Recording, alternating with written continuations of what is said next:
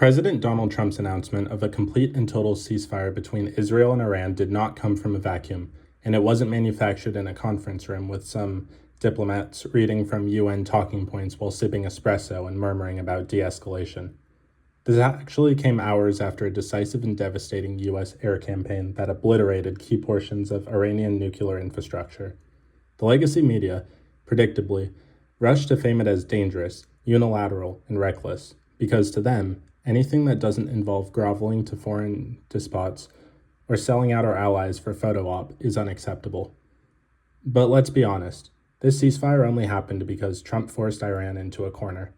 After years of strategic weakness from the Biden administration, who sent pallets of cash to Tehran and treated the mullahs like misunderstood cultural icons, it took real strength to restore even a momentary sense of order. The media wants to act like diplomacy spontaneously sprouted from the ground, but diplomacy without leverage is just begging. And the only reason Iran even agreed to this ceasefire is because they saw what happens when America puts its foot down and means it. Here's the uncomfortable truth for foreign policy. Trump's approach, which they love to smear as crude or transactional, has proven more effective than 2 decades of failed negotiations, endless summits, and mealy-mouthed resets. Iran didn't suddenly develop a conscience. They weren't struck by the light of tolerance. They got hit in the teeth. That's how you deal with rogue states that use child soldiers and chant death to America at Friday prayers. Israel, of course, understands this all too well. For them, this isn't a matter of political posturing, it's survival. The Jewish state has been targeted since the day of its founding. And unlike American liberals who think peace can be printed on a bumper sticker, the Israelis live under the constant threat of annihilation. Trump stood with them, not because it was politically convenient, but because it was morally the right thing to do. This ceasefire, however shaky, is a product of strength, not softness. And it didn't come from lectures at Georgetown. It came from an F-35 strike package and the knowledge that America, under the right leadership, still means business.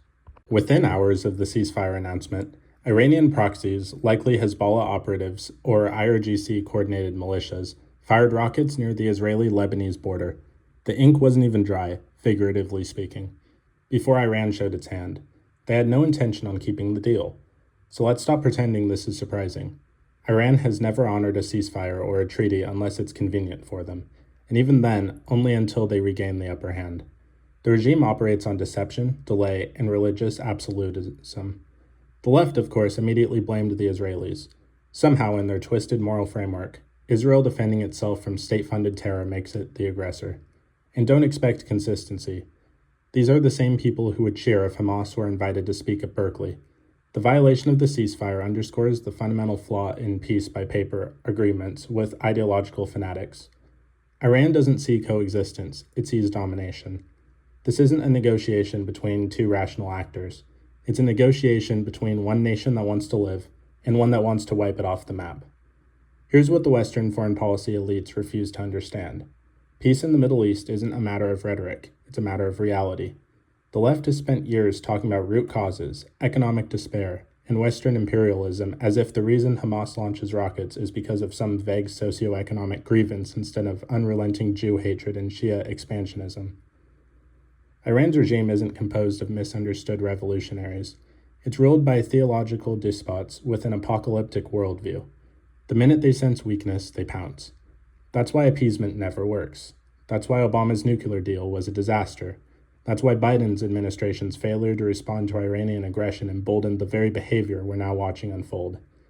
And yet you'll still hear the Democrat pundits call for de-escalation, not from Iran, but from Israel. It's insane. In what world does the victim need to stand down while the aggressor reloads?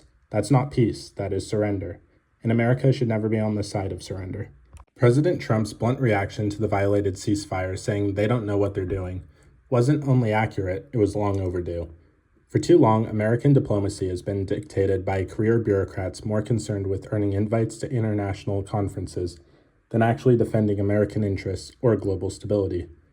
The Biden administration has repeatedly fumbled foreign policy crises from the Afghan debacle to the Russia-Ukraine stalemate. And now the Israel-Iran conflict is shaping up to be another chapter in the book of weakness. Meanwhile, Trump cuts through the nonsense. His frustration isn't just with Iran or Israel's government. It's with a global system that rewards indecisiveness, punishes strength, and elevates symbolism over substance. The same people who freaked out over Trump's tweets are now twiddling their thumbs in the Middle East while it slides into chaos. If that doesn't tell you everything you need to know about the moral bankruptcy of DC, nothing will. So, to put this simply, peace through strength works. It always has. But strength requires moral clarity, and that's something the left has systematically destroyed. Whether it's apologizing for American exceptionalism, eroding our military readiness with woke nonsense, or elevating terrorists to the status of freedom fighters, the progressive worldview is fundamentally incompatible with geopolitical reality. Trump understood that. He backed Israel not out of blind allegiance, but because Israel represents civilization in a region consumed by chaos. He's confronted Iran not because he wanted war, but because he wanted peace. Real peace. Not the fragile illusion that collapses the moment the rocket is launched. And that's what makes this ceasefire, however flawed, significant. It shows that America still has the capacity to lead when its leaders are willing to be hated by the cocktail circuit and admired by the people who actually matter. Allies who want security, enemies who fear us, and citizens who demand results. If we want to avoid a broader war, we don't need more state dinners or UN resolutions. We need more unapologetic strength. So the Supreme Court has handed down a major ruling that restores the Trump-era policy of third country deportations, allowing migrants to cross into the U.S. to be deported to nations they passed through en route, without prior asylum consideration here. It's a clear legal win for border security and national sovereignty, but what's more telling is how fiercely the left is opposed to it. To them, any attempt to enforce immigration law is akin to fascism. They're so thoroughly drunk the Kool-Aid of open borders that they treat every illegal entrant as a victim, every ICE agent as a villain, and every enforcement policy as a human rights crisis. But Americans aren't buying it anymore. They've seen what unchecked migration has done to border towns, to school systems, to hospital ERs, and to blue state budgets. The court's ruling signals that sanity may still exist in our institutions, and that Trump's agenda, despite every effort to erase it, is far from dead. The ruling affirms the obvious. If someone bypasses multiple safe countries before entering the U.S. illegally, that person is not a refugee. They're a border shopper, exploiting our goodwill and overwhelmed system. What this ruling represents, beyond the legal implications, is a reassertion of national interest against globalist virtue signaling. For too long, the political class has refused to draw the most basic line between citizens and non-citizens. But the Constitution was written for Americans. Period. Our laws are not international humanitarian guidelines. They're the guardrails of a functioning society. And while Democrats weep over deportations and hand-wring over xenophobia, they live in gated neighborhoods with private security and send their kids to elite schools untouched by the consequences of their policies. What the Supreme Court said, loudly, is that America still has the right to choose who enters, who stays, and who goes. This is not extremism. It's called sovereignty. And the more the left fights the idea, the more obvious their contempt for the rule of law becomes. Of course, our friends on the left aren't the only group making a mess in the wake of the Iran escalation. Leave it to the libertarian wing of the GOP to find fault when Trump exercises bold, constitutionally valid leadership abroad. Congressman Thomas Massie, the perennial no vote who seems to think every military response must be a libertarian seminar on procedural ethics, openly questioned the constitutionality of Trump's strike on Iran. Instead of unifying behind strength and sending a message to America's enemies, Massie chose to score political points with the C-SPAN set. Thankfully, Trump's PAC had enough of this nonsense and is moving to primary him out. And good, we don't need Republicans who sound like MSDNC panelists every time the decisive action is required. Iran isn't going to be deterred by Massie's pocket constitution or by abstract libertarian thought experiments about non-interventionalism. What deters them is what Trump did, hitting them where it hurts and backing it up with unmistakable resolve. This moment exposed a fundamental divide in the GOP, between those who want to govern and those who want to posture. The libertarian reflex to cry foul every time the U.S. projects power isn't principled, it's paralyzing. It's the same self-defeating mindset that let Obama draw imaginary red lines in Syria, then do nothing when they were crossed. Massie and his ilk don't represent conservatism, they represent retreat. They confuse inaction with integrity, but conservatives know better. Strength is a moral good. Deterrence saves lives. But when you have a president willing to take out Iranian nuclear facilities without asking permission from Brussels or the editorial board of the New York Times, you support him. If Trump made a mistake, he wasn't acting too fast. It was assuming that his own party wouldn't undercut him while he was doing the hard work of defending American security. So while Republicans bicker among themselves and libertarians tie themselves into constitutional knots, the media continues to display an Olympic-level double standard. When Trump eliminated Iran's nuclear compatibility and negotiated a ceasefire through force, the media didn't praise the results. They panicked over the progress and called it unilateral, reckless, even dictatorial. These are the same outlets that applauded Obama's secret pallets of cash to Tehran and called Biden's Iran engagement measured diplomacy. So let's get this straight. If you fund a regime that chants death to America, you're a visionary. But if you bomb their centrifuges to stop a war, you're a tyrant. That's not journalism, it's propaganda. The media is so blinded by their hatred for Trump that they'd rather see the Middle East go up in flames than admit he handled a global crisis better than any Democrat in the last 20 years. And the selective outrage goes deeper than foreign policy. It's part of a broader strategy to redefine strength as authoritarianism and weakness as morality. When Biden projects fecklessness, he's being measured. When Trump progresses force, he's being dangerous. This moral inversion is killing our national security. The American people aren't stupid. They see what works and what doesn't. They saw the fall of Kabul. They saw the flood of illegals at the border. They see Iran and Hamas emboldened under Biden. And now they see Trump sidelined by a biased press and a corrupt justice system, still making peace in the Middle East from the sidelines where Biden plays defense in Delaware.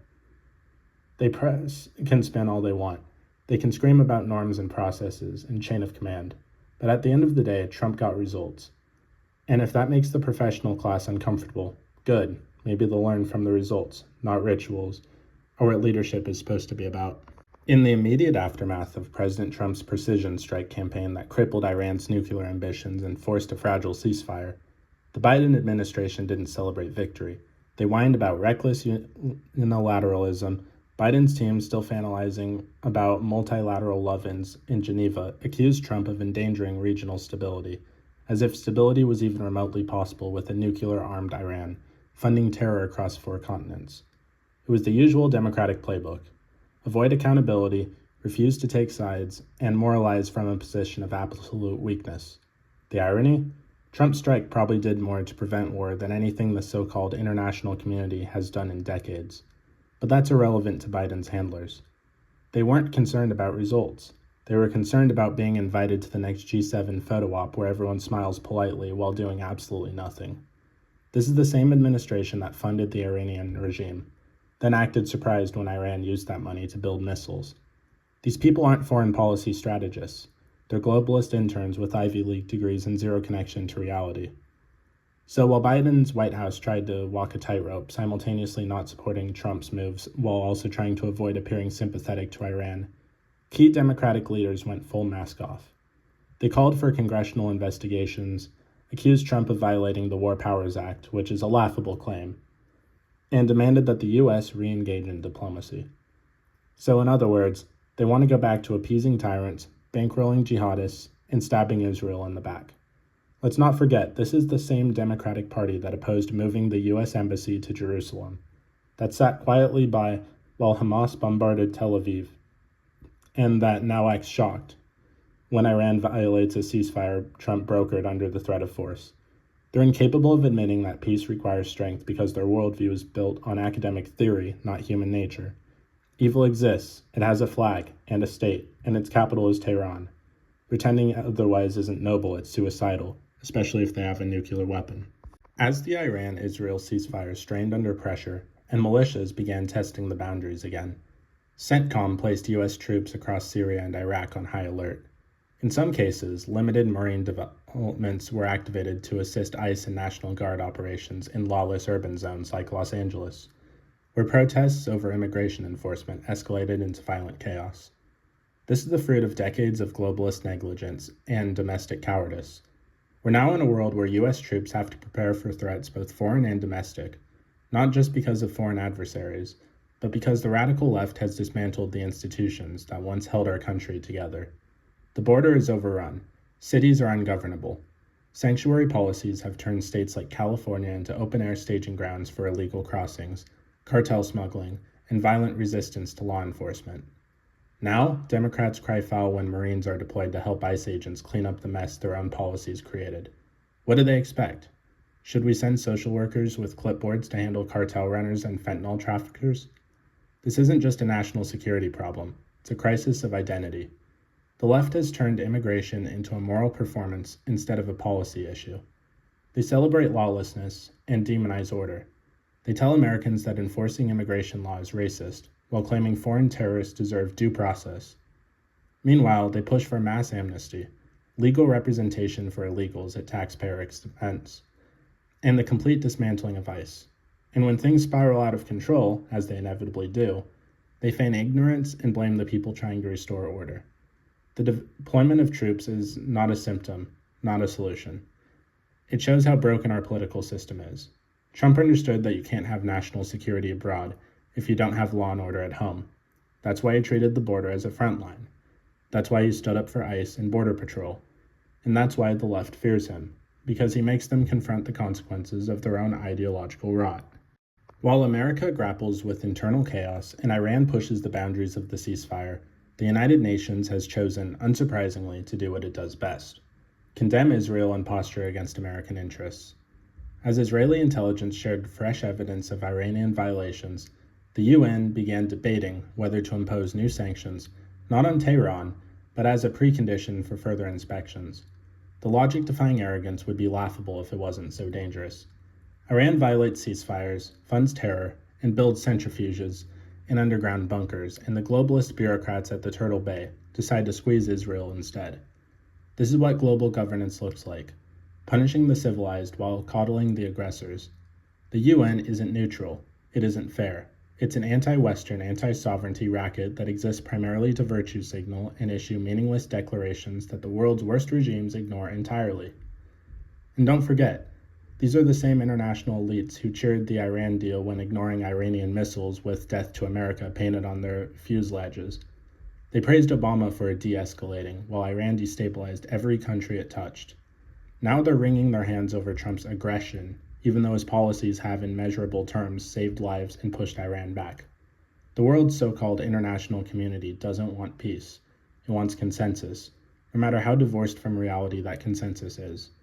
The goal isn't to stop war, it's to maintain the status quo where tyrants can act with impunity, provided they say the right things in front of a UN panel. Trump blew that system up, and rightly so.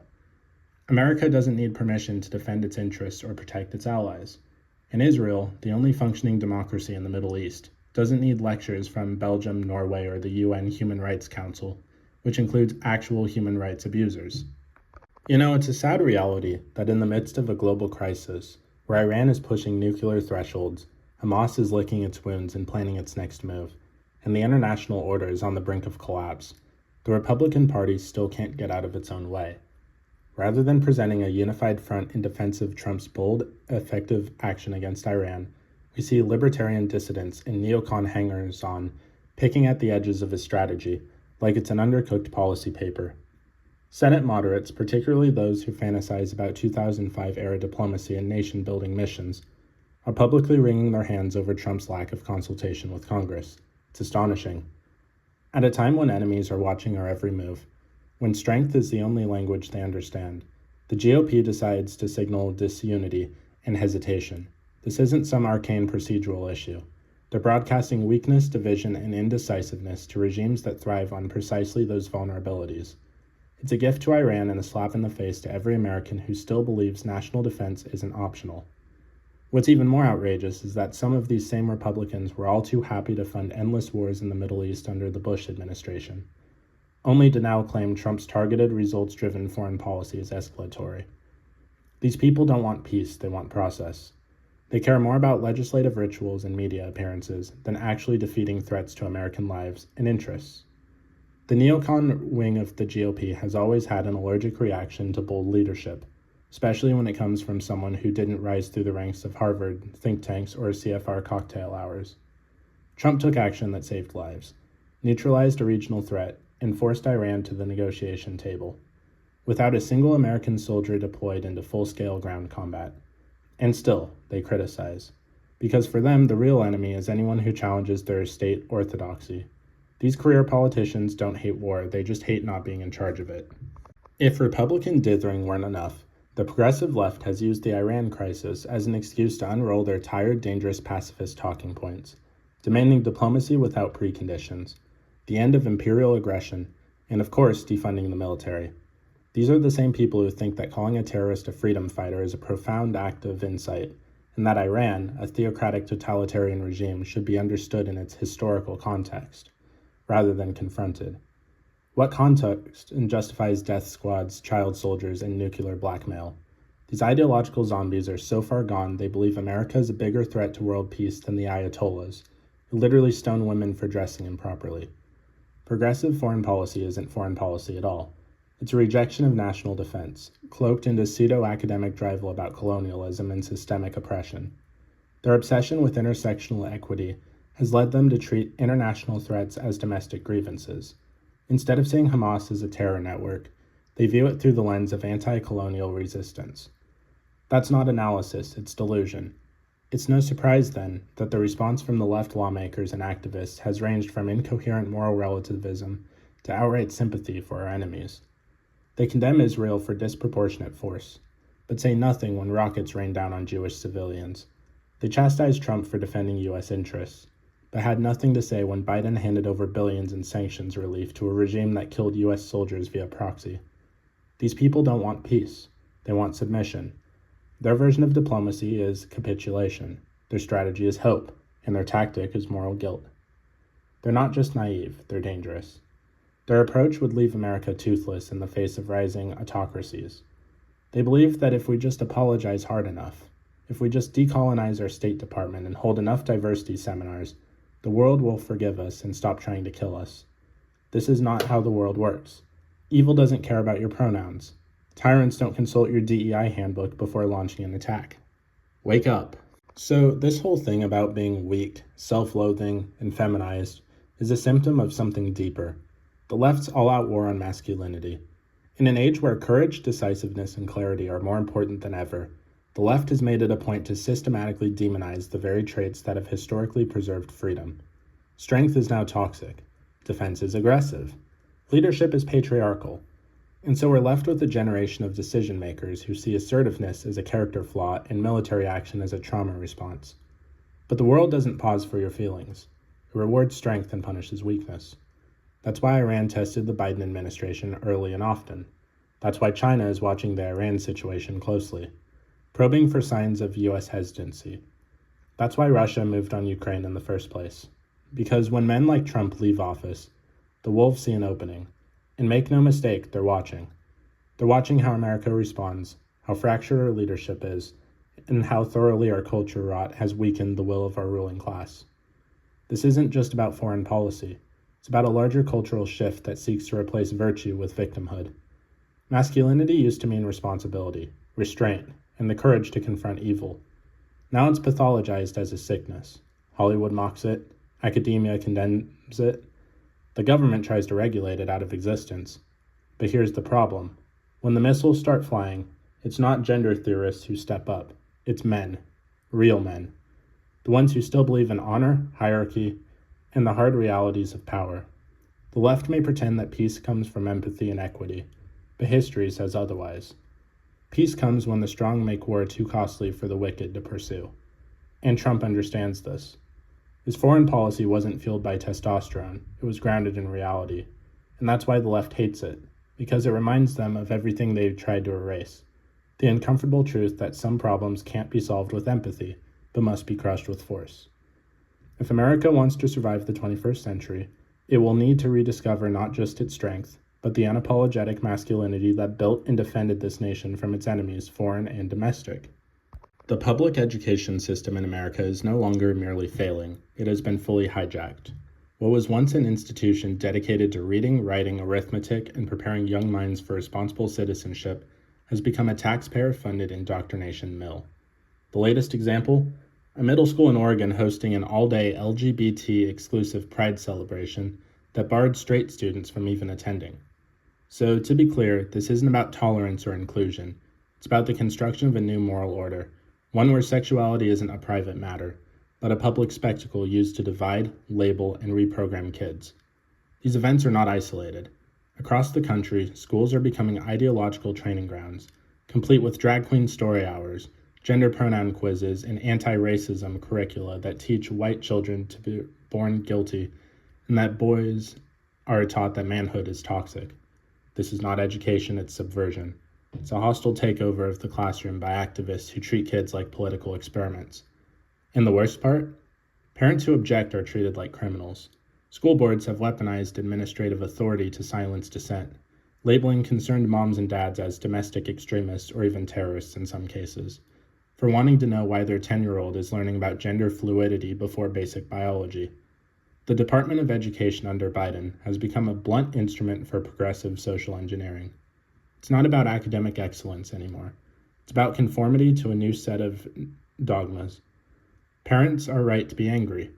They're right to speak up, because the state has no business inserting itself between children and their moral upbringing, especially when the state is pushing an agenda that's overly hostile to Christian values, objective truth, and biological reality.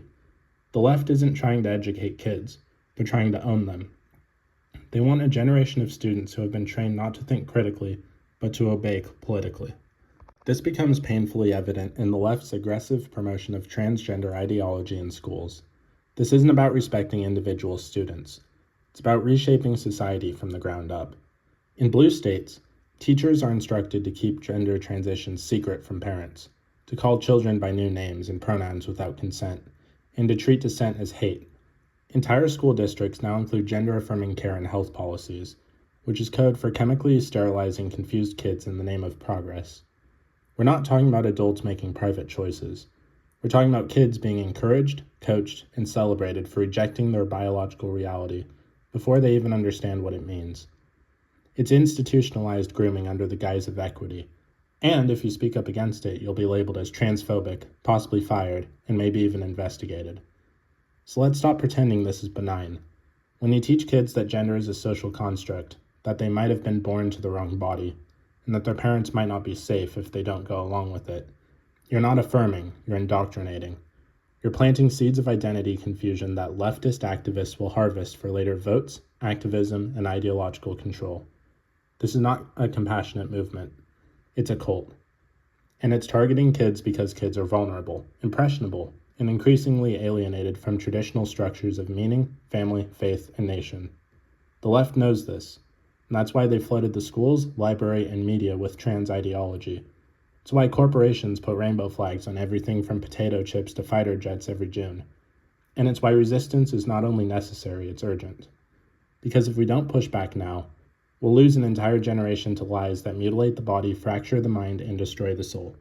At the root of all of this is a single goal: the total replacement of objective truth with ideological narrative.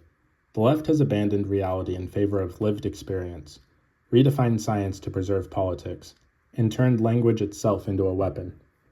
Words like man, woman, parent, and truth no longer mean what they used to. In their place are fluid definitions that change depending on the political winds.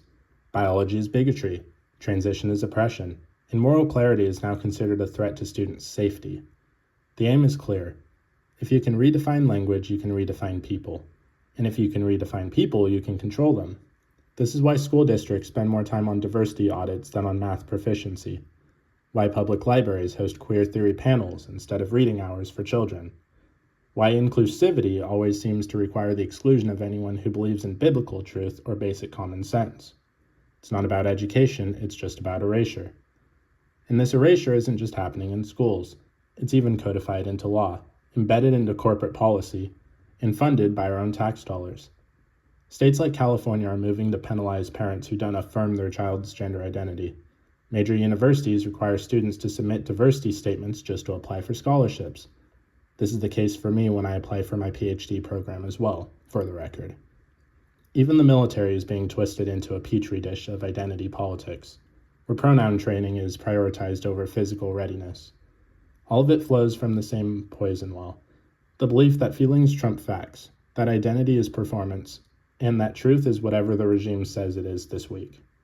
Conservatives must understand. This is not a political disagreement. It's a civilizational divide, and it's not enough to just pull your kids out of school or to complain about a bad teacher. The only way to fight this is to reclaim the institutions, reject the lies loudly, and build parallel structures rooted in what is real, what is good, and what is unchangeably true. Because the stakes are not just political. Has anyone else noticed that June seems to be really quiet this year? June used to be a month associated with the start of summer, vacations, family barbecues, and baseball. Now it's become an annual hostage crisis known as Pride Month, where every corporation, federal agency, and cartoon character is required to drape itself in rainbows, or risk public immobilization by the woke mob. It's not about tolerance anymore, it's about submission. We've watched as companies from Bud Light to North Face to Skittles have gone all in on marketing that celebrates everything from cross-dressing toddlers to non-binary mascots, then act shocked when middle America finally pushes back. This year has seen a noticeable shift, however. For the first time in a decade, Pride Month has faced serious backlash. Target sales plummeted after pushing chest binders and tuck-friendly bathing suits in the children's section. Bud Light became the cautionary tale of what happens when you insult your core customer base. And now, with every new rollout of inclusive advertising, corporations seem to be leaning slowly that America doesn't want propaganda with its morning coffee. But the lesson isn't just about market rejection, it's about exposing the fraud. The same companies that wrap themselves in rainbow flags for 30 days turn around and drop the entire act the moment July 1st hits. Why? Because this isn't about being an ally, it's about control. It's about signaling compliance to the regime of woke orthodoxy. These brands don't actually care about the LGBTQIA plus MS-13 agenda. They care about ESG scores, social media clout, and staying off the radar of diversity commissioners who hand out woke virtue points like Monopoly money. Pride Month has become a corporate performance, more liturgical than commercial, where businesses perform rituals to affirmation to prove that they're morally enlightened and properly submissive to the new state religion. If they don't, they risk boycotts, lawsuits, or bad press from activist outlets who treat rainbow capitalism as sacred. Honestly, it would be one thing if this corporate pandering were confined to marketing campaigns or month-long PR stunts, but it's now embedded into internal corporate policy, HR departments, and hiring practices.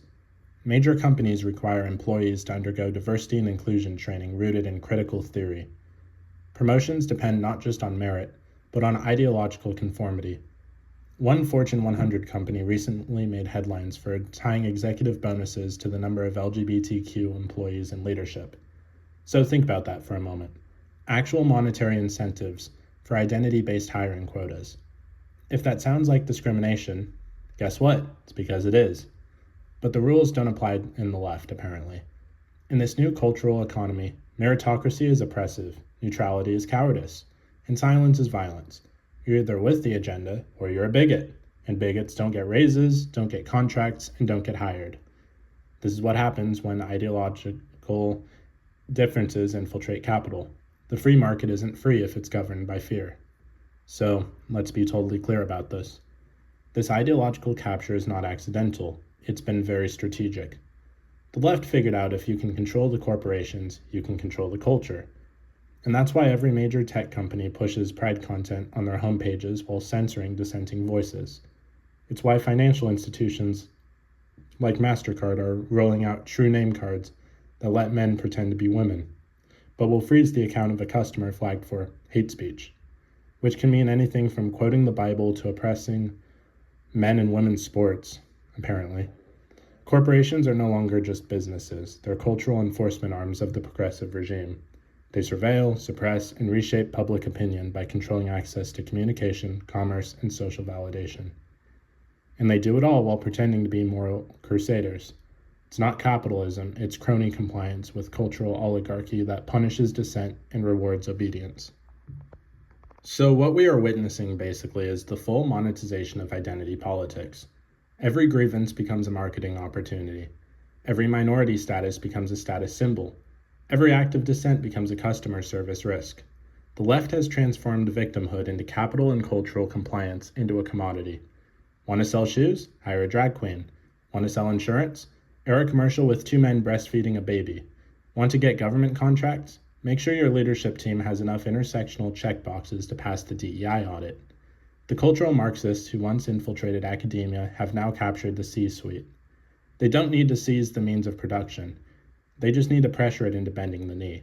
And with the help of HR departments, legal teams, and terrified PR reps, they're doing just that.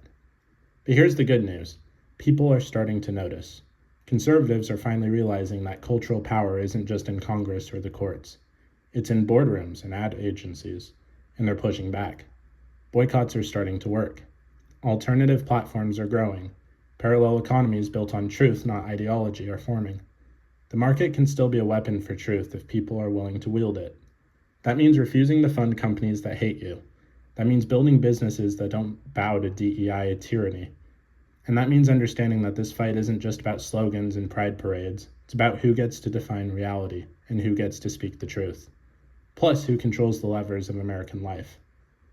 The rainbow used to be a symbol of hope. Now it's a flag of ideological conquest. But it won't fly forever, because eventually even the loudest lies collapse under the weight of their own absurdity. The question is whether conservatives are ready to bring that collapse forward by refusing to fund the empire of woke once and for all. The American media landscape has always been biased, but now it's openly malevolent. The legacy press isn't just spinning facts or framing stories. They're functioning as a propaganda wing of the Democratic Party and the progressive agenda. So whether it's CNN covering for Hamas, the Washington Post defending Antifa, or MSDNC pretending Hunter Biden is just a misunderstood artist, the corporate media no longer even attempts to uphold standards of objectivity. One of the most glaring examples, the asymmetrical coverage of violent protests, criminal corruption, and national security threats, depending entirely on which side of the political aisle is involved. A leftist mob can torch federal buildings, attack police officers, and block highways, and it's called a mostly peaceful protest. But if a conservative waves a flag in front of a courthouse, suddenly it's an insurrection. The hypocrisy is so blatant it's insulting. They don't even try to hide it anymore. They just assume the average American is too distracted, too dumb, or too indoctrinated to care. But Americans do care, especially now, as they see the consequences of media collusion playing out in real time. When the press covers for corrupt politicians like Joe Biden, it enables lawlessness at the highest levels of government. When it suppresses stories like the Hunter Biden laptop scandal, literally interfering in an election by burying the truth, it acts as a super PAC, not a news outlet. When it refuses to question the weaponization of the DOJ or downplays the illegal targeting of conservative parents by the FBI, it is no longer part of a free press. It's part of the regime. This is why the trust in mainstream media has cratered. Americans instinctively understand they are being lied to. The gatekeepers have become the deceivers, and the only way to break their hold on public consciousness is to cut them off entirely. Stop watching, stop sharing, stop pretending they still operate in good faith, because they don't. The left's capture of the media is only one half of its two-pronged strategy. The other is total domination of the judiciary. The courts, once the backstop of constitutional order, have become the favorite playground of progressiveness seeking to bypass democracy entirely. Can't pass radical legislation? No problem. Just find a friendly judge who will invent new rights or strike down laws based on evolving social norms. Want to punish political opponents? Easy. Weaponize the justice system. Charge them with vague process crimes. Or convene a kangaroo court stacked with activists in black robes. This is what happened to President Trump over the past several years, culminating in the absurd New York conviction where the crime still hasn't even been clearly defined. Everyone knows what's happening. This isn't about justice. It's about destruction. The left knows they can't beat Trump over the debate stage. They can't stop him at the ballot box, so they try to bury him in indictments, strip him of resources, and smear him with headlines crafted by the very media they own. The judicial system has been hollowed out and repurposed as a blunt force weapon of partisan control. From the FISA abuse during Russiagate, to the DOJ targeting pro-life activists, to Soros-funded DAs refusing to prosecute violent criminals while charging store owners for defending themselves, the rule of law has become laughably selective. Justice is no longer blind, it's ideologically cross-eyed. Left-wing defendants get leniency, sympathy, and reformist rhetoric. Conservatives get gag orders, leaked indictments, and juries handpicked from deep blue districts. We're now living in a country where due process is conditional, where constitutional rights depend on your political beliefs, and where the judiciary has become a tool of retribution rather than restraint. So, if we don't course correct, and soon the American legal system will become indistinguishable from those of the banana republics and authoritarian regimes. At the heart of all of this lies a terrifying truth. The left is not trying to win the argument. They're trying to make the argument impossible. Lawfare is their tool, censorship is their method, and fear is their product. When they can't win by persuasion, they resort to prosecution. When they can't convince you, they'll try to cancel, bankrupt, or imprison you. This isn't just happening to Trump. It's happening to whistleblowers, parents at school board meetings, religious bakers, pro-life counselors, and any American who dares to say no to the regime's ever-shifting rules. The real goal is to make resistance too expensive, to raise the cost of dissent so high that people simply choose silence. That's how totalitarian systems operate. Not through mass imprisonment, but through mass intimidation. You only have to make a few examples to get millions to fall in line. And make no mistake, this is all coordinated. The media creates the narrative, the legal system enforces the punishment, and the bureaucratic state ensures compliance. It's a feedback loop of tyranny. And while conservatives argue about decorum and electability, the left consolidates power at every level of institutional life. This is why the 2024 election was not just another political contest. It was a referendum on whether or not the United States remains a constitutional republic. Either we return to equal justice under the law, or we sink into permanent rule by an elite class that answers to no one but itself. We need leaders with spine, institutions with integrity, and a population that refuses to be cowed into silence. Because once the legal system is gone, once speech becomes criminalized, and once the opposition is jailed rather than debated, it's not a democracy anymore, it's a regime. And the only thing that can stop it is a citizenry that remembers it still has the right and the duty to say enough. Which is why I'm eternally grateful to have President Trump back in the White House. So, the Israel-Iran conflict isn't just a regional flare-up, it's the direct result of American weakness. The Biden administration has spent the last 3 years emboldening terrorists, funding our enemies, and abandoning our allies. Iran has received billions in sanctions relief under Biden, including the infamous $6 billion hostage deal, all while continuing to arm Hezbollah, fund Hamas, and enrich uranium. Now, as Israel stands on the edge of a border war with Hezbollah on its northern border and Hamas in Gaza is still resisting a complete defeat, the White House is pushing for a ceasefire. So, to decode this, Biden wanted Israel to stop defending itself, in the middle of an existential war. After a barbaric terrorist invasion on October 7th that saw women raped, children murdered, and children taken hostage. And why? Because Biden feared losing Arab support and far-left votes in Michigan. This isn't strategy, it's being spineless. Israel was being told to stand down, not for peace, but for optics. And the price of that cowardice would be more blood, more terrorism, and more war. Hezbollah, emboldened by Iran's growing confidence, has launched hundreds of attacks from Lebanon, testing Israel's patience and resolve. Iran's fingerprints are all over this escalation, yet the Biden administration continued to act as if diplomacy with the mullahs was possible. It was delusional. This is a regime that chants death to America in its parliament, execute gays in public squares, and funds jihadist proxies across the Middle East. And yet the left treats them like misunderstood revolutionaries instead of what they are, genocidal theocrats with a messianic vision of Islamic domination. Israel, meanwhile, is left to fight alone, demonized by the same Western media and progressive activists who excuse every Palestinian rocket as resistance. The double standard is insane. No other nation would be asked to show this level of restraint in the face of annihilation. But the left views Israel through the same lens as America: oppressor, colonizer, settler. They believe terror is justified and self-defense is provocative. It is moral insanity. But also, this isn't just about Israel. This is about a broader failure of deterrence on the world stage. Back in Joe Biden's foreign policy, his doctrine can be summed up to one word: retreat. From his catastrophic withdrawal from Afghanistan to his weak posture on China and appeasement towards Iran, Biden had made it clear that America no longer leads, it begs. His administration had believed that projecting weakness buys peace, but in reality it invites predators. The Taliban re-emerged because they saw Biden's desperation. Putin invaded Ukraine because he sensed that no one in Washington would stop him. Iran tests the limits of aggression daily because it knows the White House will always blink first. Even North Korea has ramped up missile testing. There's a reason the world was quieter when America was feared. Peace comes through strength. This is Trump's doctrine, not through UN resolutions or climate conferences or de-escalation. The moment America stops being the world's anchor of order, the entire system begins to unravel, and that's exactly what we're seeing. In every theater of conflict, the bad actors are on the move. China is saber-rattling over Taiwan, Russia is bleeding, Ukraine dry in a war of attrition. Iran is closer than ever to nuclear capability. And the Biden administration's response was condemnation, strongly worded letters, and more billions in taxpayer giveaways. This isn't leadership, it's abdication. The enemies of the West aren't afraid and weren't afraid of Joe Biden. They don't respect his diplomats, and they laugh at his red lines. And that is exactly why they're advancing still. When the world's superpower elects a commander-in-chief who can't finish a sentence without a teleprompter, who mistakes Gaza for Ukraine, and who thinks climate change is a bigger threat than terrorism, the consequences are not theoretical, they are lethal.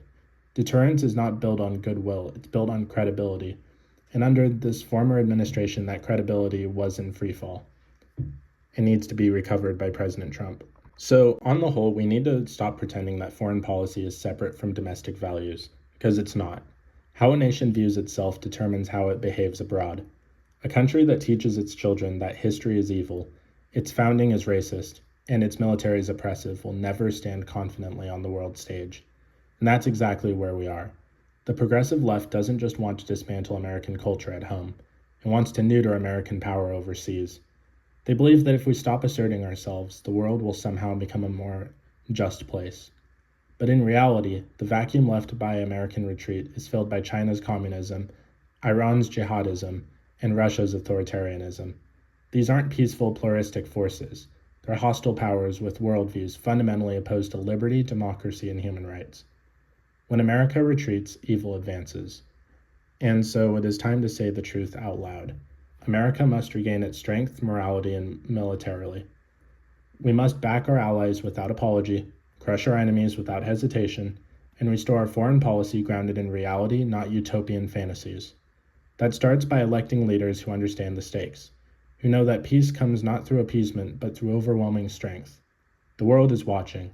In the next war, the next invasion, the next terror attack, it's all being calculated now, based on whether America will act or fold. Under Biden, the answer was obvious. But we don't have to accept this decline, and at the ballot box, we didn't. We elected President Trump because we can choose boldness over timidity, clarity over confusion, and moral courage over virtue signaling. America is not the problem, America is the solution. But only if we start acting like it again, at home and abroad.